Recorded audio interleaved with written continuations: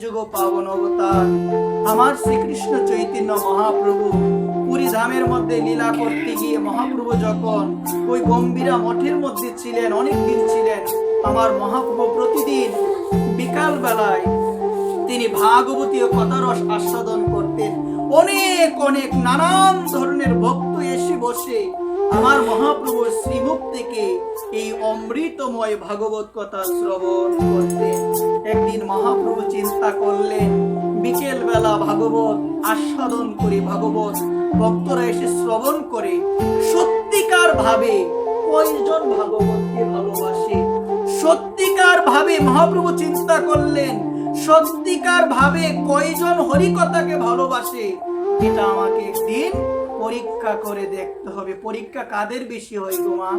যারা ভগবানকে সবকিছু দিয়ে দেয় তাদেরই পরীক্ষা বেশি হয়। যারা ভগবানকে মনপ্রাণ দিয়ে দেয়, ভগবান তাদের আত্মীয় স্বজন, টাকা, অর্থ সবকিছু হরণ করে নেই। কেন নেই গো মা? ভগবান পরীক্ষা করেন। আজকে মহাপ্রভু চিন্তা করলেন, আমি প্রতিদিন বিকাল বেলা হরিকথা আস্বাদন করি, অনেক অনেক অনেক ভক্তের আগমন হয় কি শোনার জন্য? ভাগবত শোনার জন্য। একটু পরীক্ষা করে দেখব যে সত্যিকারে ভাবে ভাগবতকে কে ভালোবাসে, সত্যিকার ভাবে কে হরিকথাকে ভালোবাসে। দেখব পরীক্ষা করে। আমার মহাপ্রভু সাক্ষাৎ ভগবান ব্রজেন্দ্র নন্দন, যেই সচিসুত সেই বলরাম হইল নিতাই, পাপি তাপি যত ছিল কৃষ্ণ নামে উদ্ধারিল তার সাক্ষী জগায় আর মাথায়। যেই ব্রজেন্দ্র নন্দন, যেই ভগবান শ্রীকৃষ্ণ, সেই হলো আমার গৌর হরি। গোবিন্দের গ, রাধারানীর র মিলে হলো গৌরাঙ্গ। এই গৌরাঙ্গ রূপে আমার ভগবান তিনি এসেছেন এই কলিযুগের মধ্যে। কৃষ্ণ বর্ণম তিসা কৃষ্ণং সাঙ্গ পাঙ্গশ্রয় পার্শ্বদম যজ্ঞেই সংকীর্তন প্রয় যজন্তি সুমেদেশ। যে ব্যক্তি সেই ভগবানকে আরাধনা করে, সেই ভগবানের নাম গুণ কীর্তন করে, কলিযুগের মধ্যে তারাই হলো সব থেকে বেশি বুদ্ধিমান। একবার এই সুমেদেশ, তারা সংকীর্তন যজ্ঞের মাধ্যমে যারা ভগবানের আরাধনা করে, তাদের মতো সৌভাগ্যবান, তাদের মতো বুদ্ধিমান জগতে আর কেউ নাই। আজকে মহাপ্রভু ভাবলেন, ভক্তরা আসে, আমি দেখব সত্যিকার ভাবে কে ভাগবতকে ভালোবাসে, কে হরি কথাকে ভালোবাসে। আমার মহাপ্রভু বরুণকে আদেশ দিয়েছেন, ইন্দ্রদেবকে আদেশ দিয়েছেন যে তোমরা আজকে প্রচুর ভারী বৃষ্টি বর্ষণ করবে। এমন বৃষ্টি কেউ যেন আজকে না আসতে পারে, এমন বৃষ্টি দিবে যেন প্রচুর ঝড়, প্রচুর বৃষ্টি আজকে দিবে।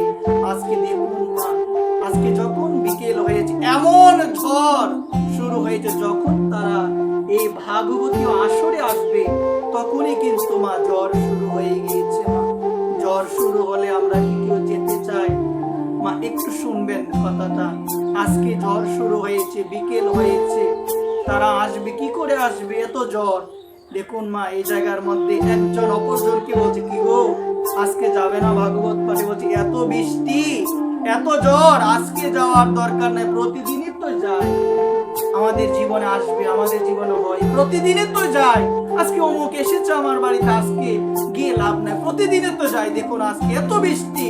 একে অপরে বলতে লাগলো, বেঁচে থাকলে অনেক যেতে পারবো। আরেকজন বলছে, দেখো এত বৃষ্টিতে গিয়ে মরে লাভ নাই, দিন ভালো হোক, পরের দিন যাব, আজকে এত বৃষ্টির মধ্যে আমরা কেউ যাব না।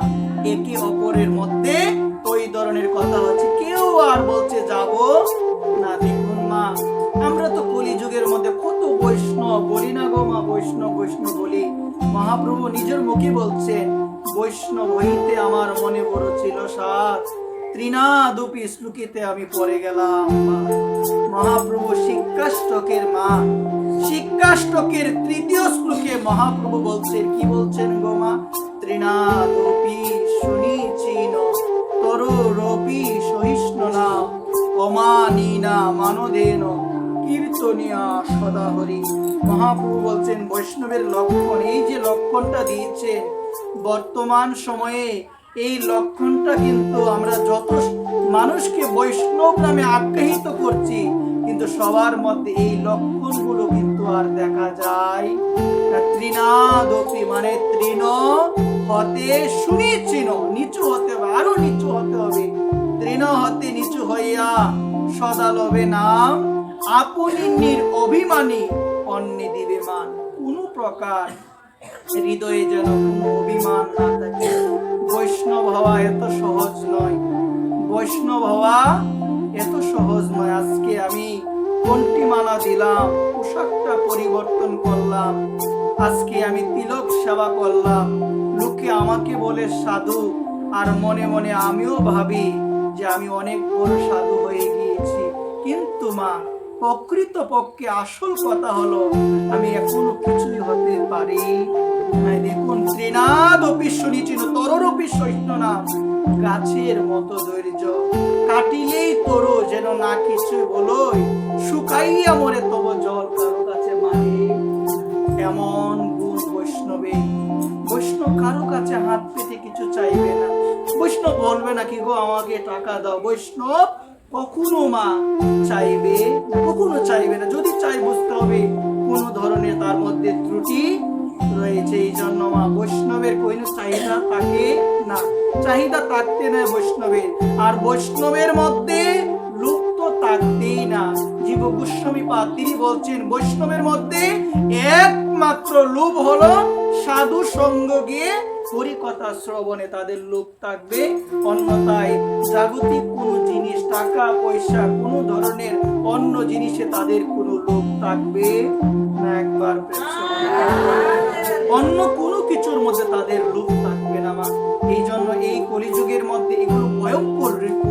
আমার মহাপ্রভু বলছেন, আমার ভগবানও বলছেন, এই সমস্ত প্রতিষ্ঠা, লোভ, অহংকার হৃদয় থেকে যদি দূরে না যায়, তুমি যদি মানুষের কাছে গিয়ে বলো আমার মতো অধম আর কেউ নাই, আর মনের মধ্যে যদি তোমার বিশাল পরিমাণ অভিলাষ, আর মনে মনে যদি ভাবো যে আমি অনেক টাকার মালিক, এই বলাতে কোনো লাভ হবে? এই বলাতে কোনো লাভ হবে না। লোক দেখানো বলার থেকে নিজের হৃদয়ে যুক্ত বৈরাগ্য, যে বৈরাগ্যকে মহাপ্রভু অনুমোদন করে গিয়েছেন। পঞ্চ বৈরাগ্য, 5টা বৈরাগ্যের নাম উল্লেখ আছে। ফলগু বৈরাগ্য, শ্মশান বৈরাগ্য। অনেকের দেখবেন শ্মশানে গেলে বৈরাগ্য আসে, আই রে কিসের জন্য লড়ি, আবার বাড়িতে আসলে যে এই বৈরাগ্য দিয়ে কিছু হবে না, এই বৈরাগ্য দিয়ে কিছুই হবে না। মহাপ্রভু বলছে যুক্ত বৈরাগ্য, সর্বদা ভগবানের নামের সঙ্গে যুক্ত, এবং হৃদয় থেকে কামনা বাসনা সবকিছু যেন আস্তে আস্তে, একদিনে সম্ভব নয়, আস্তে আস্তে যেন আমরা দূরে সরাই। না হলে এই কথা শুনলে হবে না। শুধু মা, নিজের পরিবর্তনের চেষ্টা নিজেকে করতে হবে। তোমার ভালো লাগে শোনো, কিন্তু পরিবর্তনের কোনো নাম নাই, পরিবর্তনের কোনো নাম গন্ধ নাই। শুনে যাও, আস্তে আস্তে চেষ্টা করতে হবে যেন আমি এই কথাগুলো শুনে ধারাবাহিক ভাবে যেন একটু পরিবর্তন। মা, বেশি দিন আমরা কেউ থাকবো না। একবার আজকে এত ঝড় বৃষ্টি, সবাই বলা বলি করছে আজকে যেতে পারবো না। কিন্তু মা, যারা বৈষ্ণব, যারা মহাপ্রভুকে ভালোবাসে, তারা কিন্তু ঝড় বৃষ্টিকে উপেক্ষা করে না। তারা সর্বদাই যত ধরনের বাধা আসুক, যত ধরনের কষ্ট আসুক, তারা সর্বদা গৌর গোবিন্দের নাম গুণকীর্তনে মগ্ন থাকে। তারা এই নাম ছাড়া থাকতে পারে না। আজকে দেখুন, আমরা বৈষ্ণব বৈষ্ণব বলি, কিন্তু মহাপ্রভু তিনি থাকাকালীন 3.5 জনের মধ্যে বৈষ্ণবের লক্ষণ দেখতে পেয়েছিল। কয়জনের মধ্যে? 3.5 জনের মধ্যে আমার মহাপ্রভু তিনি বৈষ্ণবের লক্ষণ দেখতে পেয়েছিল। সেই 3.5 জনের মধ্যে একজন হলো স্বরূপ দামোদর, রায় রামানন্দ, সিকি মাইতি এবং হলো মাধুরী দেবী। তিনি ছিলেন অর্ধাঙ্গিনী, মানে নারী ছিলেন, তো নারীরা হলো অর্ধাঙ্গিনী। এই জন্য কয়জন হলো গো মা? স্বরূপ দামোদর, রায় রামানন্দ, সিকি মাইতি এবং মাধুরী দেবী। এই 3.5 জনের মধ্যে আমার মহাপ্রভু তিনি বৈষ্ণবের সমস্ত লক্ষণ তিনি দেখতে পেয়েছিলেন। একবার তাদের মধ্যে ছিল এই লক্ষণ, তৃণাদপি সুনিচীন তরোরপি সহিষ্ণুনাম অমানিনা মানদন। তারা অমানিনাকে মান দিত, তারা নিজের মানের আকাঙ্ক্ষা করত না, সবাইকে মান দিত এবং কীর্তনিয়া সদা হরি, সদা সর্বদা তারা হরি কীর্তন করত, মুখের মধ্যে সর্বদা তাদের হরি নাম ছিল। এই লক্ষণগুলো মহাপ্রভু দেখতে পেয়েছিলেন। আজকাল বর্তমানে আমরা বেশ নিয়েছি, সবাই আমরা বেশ নিয়েছি, বিশেষ করে আমার কথাই বলবো, বেশ আমরা নিয়েছি, কিন্তু আমরা হিংসা এখনো কমাতে পারি নাই, আমরা লোভ কমাতে পারি নাই, আমাদের মধ্যে সেই সংযমতা আসে নাই, আমাদের মধ্যে অহংকার এখনো দূরে যায় নাই। মা একটাবার চিন্তা করে দেখো, এতদিনের সাধন, এতদিনের ভজন, এতদিন ধরে নাম জপ, এখনো আমার অহংকার দূরে যায় না। আমি মানুষের সঙ্গে ভালোবেসে কথাই বলতে পারি না, আমি মানুষের সঙ্গে ভালোভাবে ভালো আচরণই করতে পারি না। এতদিন শুনে আমার কি হলো মা? তুমি যদি তোমার বিবেককে ধিক্কার না দাও, তুমি যদি তোমার মনকে ধিক্কার না দাও, হে মন, এতদিন ধরে তুমি নাম করছো, ভগবানের সেবা দিচ্ছ, তোমার কি হয়েছে পরিবর্তন? তোমার মনকে যদি তুমি ধিক্কার না দিতে পারো, আমি বলবো কি আমি এখনো মানুষ হতে পারি নাই, কারণ আমি এখন আমার মনকে ধিক্কার দিতে পারি নাই। আমি আজে বাজে কথা বলি, আমি জনসঙ্গে জড়িয়ে যাই, আমি ভাবি না যে জনসঙ্গ গেলে ভক্তি নষ্ট হয়ে যায়, আজে বাজে জায়গার মধ্যে গেলে ভক্তি নষ্ট হয়ে যায়। ওই জন্য বলছেন, যার মুখে ভাই হরি কথা নাই তার কাছে তুমি যেও না, যার মুখ দেখলে তুমি ভুলে যাবে হরি, তার সঙ্গ তুমি করো না, তার কাছে তুমি যেও না। যেখানে হয় হরির নাম গুণ কীর্তন, কোনো কিছুর বাধা না রেখে সেই জায়গায় যাও, প্রভুর নাম গুণ কীর্তনে মগ্ন। এখনো সময় আছে, এখনো সময় আছে। বিবেককে প্রশ্ন করেন যে আমার জীবনের এত মূল্যবান সময় এইভাবে আস্তে আস্তে চলে যাচ্ছে, আমরা দেখি আমাদের চোখের সামনে মানুষ চলে যায়, তারপরও আমার এই ভাবনা আসে না একদিন চিরকালের জন্য আমিও চিরনিদ্রায় চলে যাব, আমাকে কেউ আর জাগাতে পারবে? সেই দিনটা অন্তত পক্ষে আর তো বেশি দূরে নয়, সবার জীবনে। আজকে আমার জীবনও আসবে, আপনাদের জীবনও আসবে, সেই দিনটা সবার জীবনে আসবে।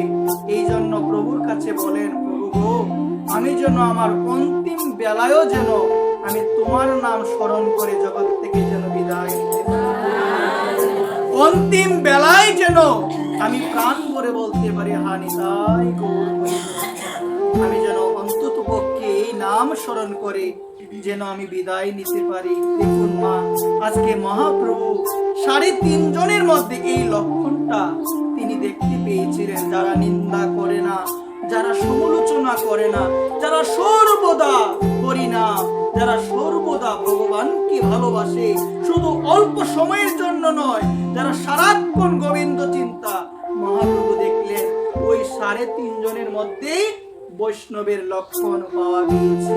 মহাপ্রভু স্বীকৃত বৈষ্ণব। আজকে কেউ তো যাচ্ছে না পাঠে।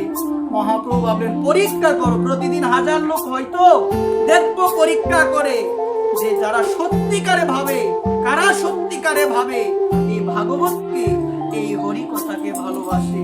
আজকে দেখো মা, কেউ তো যায় না, কেউ যায় না। আজকে সবাই বলা বলি বলছে, এত জ্বর, এত বৃষ্টি, এই দুর্দিনের মধ্যে আমরা যাব না। আজকে সেই 3 জন, স্বরূপ দামোদর, রায় রামানন্দ, সিকি মাইতি রওনা দিয়েছে। মা ধ্যান দিয়ে শোনো, অপরজন বলা বলি করতে লাগলো। দেখবেন ঝড়ের সময়, বৃষ্টির সময় বেরোল, অনেকে বলে না পরিবারের লোকজন, এখন যেও না, দুর্দিন, দিনটা ভালো নয়, এখন কি পড়ছে, বজ্রপাত হচ্ছে, এখন যেও না, ক্ষতি হতে পারে, বলে কি না? আজকে তারা 3 জন বের হয়েছে, বলছেন এমন দুর্দিনও বুঝি ভাগবত পাঠে যেতে হয়? এমন দুর্দিন, এত বৃষ্টি, এত ঝড়, এই ঝড়ের মধ্যেও বুঝি ভাগবত পাঠে যেতে হয়? তারা বললেন, দেখুন ভক্ত তো শান্তভাবে বললেন, দুর্দিন তো সেটা নয় গো, দুর্দিন এটা নয়। আজকে ঝড় হচ্ছে, আজকে বজ্রপাত হচ্ছে, প্রচুর পরিমাণে বৃষ্টি হচ্ছে, এটা কিসের দুর্দিন গো? দুর্দিন তো আমার সেদিন হবে যেদিন আমার ভাগ্যে একটু ভক্ত সঙ্গ হবে না, যেদিন আমার ভাগ্যে একটু গৌর হরির কথা প্রবেশ হবে না মা, যেদিন আমার ভাগ্যে একটু কৃষ্ণ কথা, যেদিন আমার কর্ণে একটু রাধারানীর কথা যাবে না। আহা, এর মতো দুর্দিন আর নাই গো। বলছে মরতে তো একদিন হবেই গো, আজকে না হয় ভাগবত পাঠে যেতে গিয়ে আমার মৃত্যু হবে, সেটাই আমার মঙ্গল। আজকে মা তুমি রওনা দিয়েছো অমুক জায়গায় ভাগবত পাঠ হবে, তুমি সেখানে গিয়ে একটু ভাগবত শুনবে। যাওয়ার পথে ধরো মা তোমার মৃত্যু হয়ে গিয়েছে, শাস্ত্র আমাদের জানিয়ে দিয়েছে কেউ যদি মনস্থ করে ভাগবত পাঠে যাবে, রাস্তায় যাওয়ার সময় যদি কোনো কারণে তার মৃত্যু হয়ে যায়, তার গতি হবে গোলক বৃন্দাবন। কারণ মনে মনে তো মনস্থ করেছে যাবো কোথায় গো, আজকে একটু যাবো, এর মতো আনন্দ আর কিছু নাই গো। এই ভাগবত কথার মধ্যে প্রবেশ করলে আমার ভগবানের দিব্য অমৃতময় কথা আলোচনা হয়, যে আলোচনা শুনলে আমার প্রাণ জড়িয়ে যায়। ভাগবতী জানিয়ে দে, জানো জগতে ভাগবত বিনে, জগতে সদ্গুরুদেব বিনে, জগতে নিতাই বিনে তোমার আর কান্ডারি কেউ নাই। এই জন্য ধরো ধরো মন নিতাইয়ের চরণ, ধরো ধরো মন ভক্তির চরণ, যে চরণ ধরিলে গোবিন্দ কৃপা করার জন্য তোমার নিকট গোবিন্দই আসবে। এই জন্য ভক্তির চরণকে সুদৃঢ় ভাবে হৃদয়ে ধারণ করতে হবে, ভক্ত সেবা করতে হবে, বৈষ্ণব সেবা করতে হবে। আজকে তারা তিনজন রওনা দিয়েছে, তিনজন রওনা দিয়ে গম্ভীরার মঠে পৌঁছে গেলেন। দেখলেন আমার মহাপ্রভু বসে আছেন, আমার মহাপ্রভু আজকে সেই তিনজন ভক্তকে নিয়ে ভাগবতীয় কথামৃত রস আলোচনা করবেন, একটা দ্বীপ প্রজ্বলিত করে। ওই দ্বীপটা যদি পুরীধামে যাওয়া হয় গম্ভীরায় যাবেন, যদি পুরীধামে যাওয়া হয় কোথায় যাবেন? গম্ভীরায় যাবেন। ওই গম্ভীরার মধ্যে 550 বছর ধরে মহাপ্রভু যে দ্বীপ প্রজ্বলিত করেছিল, সেই দ্বীপটা এখনো গম্ভীরার মধ্যে আছে। একবার মহাপ্রভু আজকে হরি কথামৃত রস শুরু করেছেন। মহাপ্রভু তার দুই ধরনের ভক্ত ছিল, এক হলো অন্তরঙ্গ ভক্ত আর এক হলো বহিরঙ্গ ভক্ত। অন্তরঙ্গ ভক্ত কয়জন গো মা? আওয়াজ নাই, কয়জন? 3.5 জন। একটু আগে বলেছিলাম অন্তরঙ্গ ভক্ত কয়জন আর বহিরঙ্গ ভক্ত হলো সবাই। আমার মহাপ্রভু বহিরঙ্গ ভক্তদের সঙ্গে তিনি নাম সংকীর্তন করতেন এবং অন্তরঙ্গ ভক্তদের সঙ্গে কৃষ্ণ কথামৃত রস আস্বাদন করতেন। রসের কথা, রসের পাত্র যারা সবাই বুঝে, যার ভিতরে শ্রদ্ধা নাই তাকে কৃষ্ণ কথা শোনালো কিছু হবে, যার ভিতরে বৈষ্ণবের প্রতি শ্রদ্ধা নাই তাকে বৈষ্ণবের মহিমা শোনালো কিছু হবে, সাধুর মহিমা শোনালো কিছু হবে না, তার অশ্রদ্ধাই থাকবে। ওই জন্য নাম অপরাধের মধ্যে বলছেন ও শ্রদ্ধা, যাদের অশ্রদ্ধা রয়েছে নামের প্রতি তাদেরকে নাম উপদেশ করতে না। একবার এই জন্য আজকে দেখুন তারা রওনা দিয়েছে আমার মহাপ্রভু, তিনি সবার সঙ্গে রসামৃত আলোচনা করে না, ওই 3.5 জন ভক্তদের সঙ্গে কৃষ্ণ কথা রস আস্বাদন করে, আর বাকি বহিরঙ্গ ভক্তদের সঙ্গে নিয়ে তিনি কৃষ্ণ নাম করে বেড়ায়। আজকে তারা গিয়েছেন মা, 3.5 জন কি হয়েছে না? 3 জন গিয়েছে গো মা, 3.5 জন হয় নাই, 3 জন গিয়েছে, আরেকজন বাকি। তার নামটা কি কারো মনে আছে? স্বরূপ দামোদর, রায় রামানন্দ, সিকি মাইতি, আরেকজন অর্ধেক মাধুরী দেবী। মা আওয়াজ করে বলো তো নামটা কি? মাধুরী দেবী। অনেক বৃদ্ধ আমার মা। মাধুরীর তার সঙ্গের সাথে একটা লাঠি ছাড়া মা চলতে পারে না। মা একটা বৃদ্ধ মা, সেই বৃদ্ধ মাকে কি কেউ এই ঝড় বৃষ্টির মধ্যে ঘর থেকে বের হতে দিবে, বা সেই মা কি বের হতে চাইবে? দেখো মা, আজকে যারা ভাগবতকে সত্যিকারের ভাবে ভালোবাসে, যারা ভাগবতকে একান্ত ভাবে মন প্রাণ দিয়ে হরি কথাকে ভালোবাসে, হরি কথা যেখানে হয় তাদের কোনো জায়গার মধ্যে আটকিয়ে রাখা যাবে। আজকে লাঠি বর করে তিনি রওনা দিয়েছেন। সবাই না করছে, মা তুমি যেও না, এমনিতে কবর পড়ে গিয়েছে, এখন যদি যাও রাস্তার মধ্যে পিচ্ছিলকে পড়ে গিয়ে তুমি তো একেবারে বিছানায় পড়ে যাবে। বলছেন হরি কথা ছাড়া আমি থাকতে পারবো না, যদি মরে যেতে হয় আমি মরে যাব, যদি বিছানায় পড়ে থাকতে হয় আমি পড়ে থাকবো, তবু আমি প্রাণ ভরে আমার মহাপ্রভুর শ্রীবদনে আমি ভাগবত কথার আস্বাদন করব। আজকে আমার মহাপ্রভু জগৎকে জানিয়ে দিলেন, যারা ভাগবতকে ভালোবাসে ওই ভাগবত কথার উপরে তাদের আর অন্য কোনো কাজ থাকে না। যারা ভাগবতকে একান্তভাবে ভালোবাসে, যারা বুঝতে পেরেছে এই ভাগবতের প্রত্যেকটা কথাই হলো আমার পরম আপন, আমার হৃদয়ের সঙ্গে যুক্ত। এই ভাগবত হলো সাক্ষাৎ ভগবান। ওই ভগবান এসেছেন আমাদের মতো কলিযুগের কলিহত জীবদের কৃপা করার জন্য। ভাগবত রূপে ভগবান প্রত্যেকের ঘরে ঘরে এসেছেন।